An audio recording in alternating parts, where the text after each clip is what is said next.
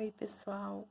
Então, meu nome é Pamela Araújo, sou professora de língua portuguesa do Colégio Cosmorama e vim falar um pouquinho sobre literatura de cordel, que é o meu xodó e que é uma matéria muito rica. Eu acho que é, assim, uma das melhores partes da literatura que se tem para estudar. Por quê? Porque a literatura de cordel é um exemplo de uma literatura simples, né? Ela não tem, assim, uma estruturação, ela não tem como é que eu posso dizer?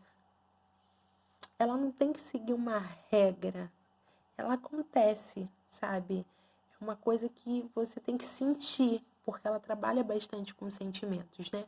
E aí no livro de vocês diz o seguinte, vamos pegar aqui.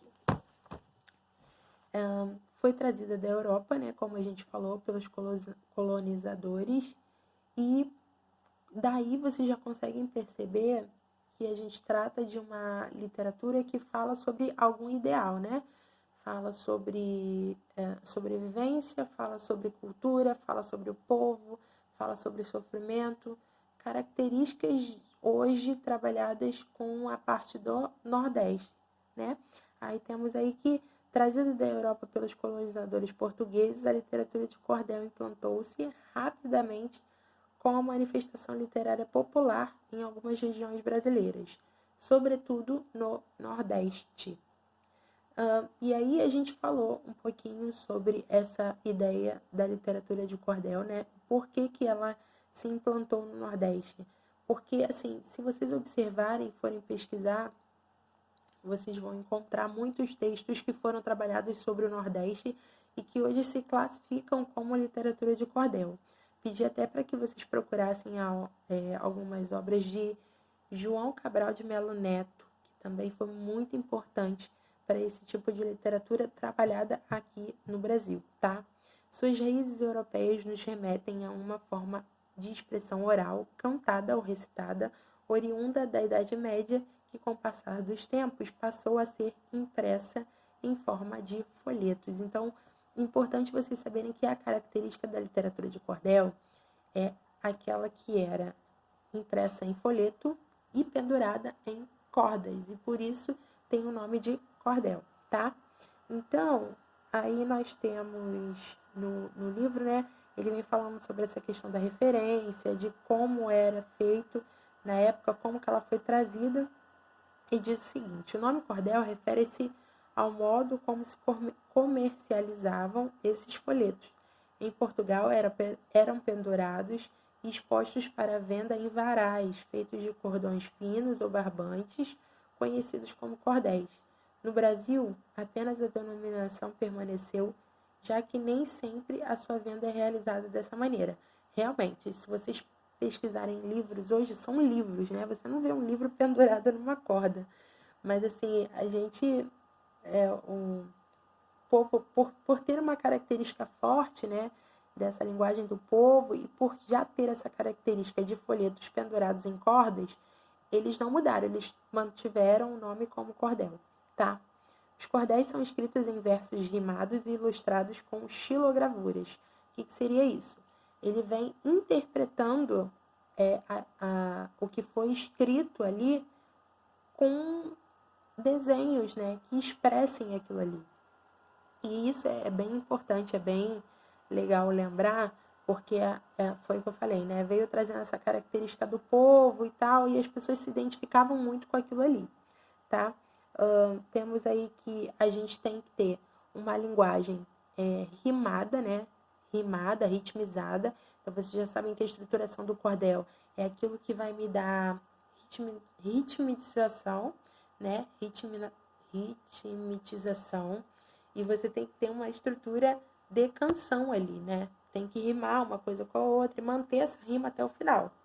E aí, né, pra gente poder já ter esse exemplo, eu separei um poema, né, um trecho de um poema de Braulio Bessa, que vocês sabem que eu sou apaixonada por Braulio Bessa, os meus alunos sabem disso, que eu deixei claro nessa aula, e eu acho importante compartilhar isso com vocês, que diz o seguinte: o nome do poema é Sonhar. Depois vocês pesquisem e que eu acho que vocês vão gostar de alguns outros poemas que ele escreveu, né? E diz o seguinte: sonhar é verbo, é seguir, é pensar, é inspirar, é fazer força, insistir, é lutar, é transpirar.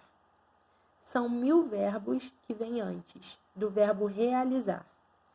Sonhar é ser sempre meio, é ser meio indeciso, meio chato, meio bobo, é ser meio improviso, meio certo, meio errado, é ter só meio juízo.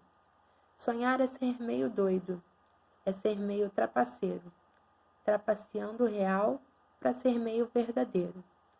Na vida, bom é ser meio. Peraí, pessoal. Bom é ser meio. Não tem graça. Não tem graça. Eita, gente. Voltei. Vamos continuar, gente. Desculpa. Na vida, bom é ser meio. Não tem graça ser inteiro. O inteiro é o completo. Não carece acrescentar. É sem graça, é insosso. É não ter por que pular. Quem é meio é quase inteiro. E o quase nos faz sonhar. Então, como vocês podem observar, né, antes de eu gaguejar e dar essa pausa doida, a gente tem na literatura de cordel as palavras que são rimas, né? Você tem aí o bobo com doido, você tem o improviso com juízo, tem o trapaceiro com verdadeiro. Então, é você pensar nas rimas, porque aí você consegue fazer um belíssimo trabalho, né? Inclusive, eu coloquei isso aí para vocês na última aula. E aí, tem uma parte importante aqui que eu acho legal passar para vocês. Na página 43 do livro de vocês, vem falando sobre essa questão da estruturação, de como que vocês vão escrever, né? Aí fala que os cordéis costumam ser compostos em estrofes, dispostos normalmente em quadra, que é uma estrofe de 4 versos. Então, a quadra, vocês sabem que a estruturação da quadra é uma estrofe de 4 versos. A sextilha, que é uma estrofe de 6 versos. A septilha, que é a mais rara, composta por 7 versos. A oitava, que é estrofe de 8 versos. O quadrão, que são os 3 primeiros versos, rimam entre si. O quarto com o oitavo, e o quinto, o sexto e o sétimo também entre si. Então, é como se você estivesse escrevendo um trecho grande, uma estrofe grande, e dentro dessa estrofe você conseguir fazer essa customização, né, dos 3 primeiros versos rimarem, e aí dar essa pausa para os outros 3 últimos versos rimarem também, tá? Aí temos a 10ª, né, que é a estrofe de 10 versos, e o martelo, que é a estrofe formada por decassílabos. Então, eu acho interessante vocês treinarem isso antes do teste, que é para que vocês adaptem mesmo, né? E para que vocês escrevam bem. No teste, eu pedi para que vocês façam, no mínimo, 8 estrofes. Então, vocês já sabem que, independente do número de versos que vocês utilizarem, são 8 estrofes. Eu quero 8 estrofes. E eu falei que vocês podem utilizar também a questão da intertextualidade, que é super importante, né? Intertextualidade, texto trabalhado em outro texto. Então, vocês podem criar o texto de vocês em cima de outro texto sem problema nenhum. Tá, pessoal? Então, espero ter aí ajudado um pouquinho vocês em relação à literatura de cordel. É uma literatura de linguagem bem tranquila, não tem essa preocupação de vou seguir exatamente o que a língua portuguesa me diz de acordo com a gramática. Então, na literatura de cordel, a gente tem uma linguagem mais livre.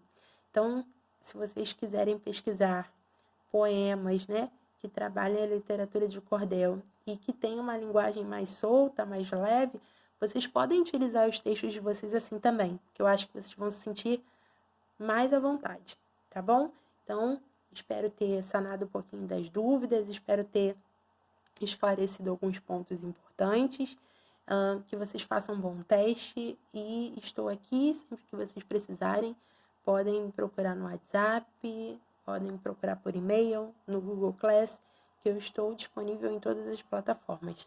Tá bom, pessoal? E qualquer coisa vocês podem me perguntar, já sabem onde vocês podem me encontrar, tá bom? Fiquem com Deus e até a próxima. Tô morrendo de saudade.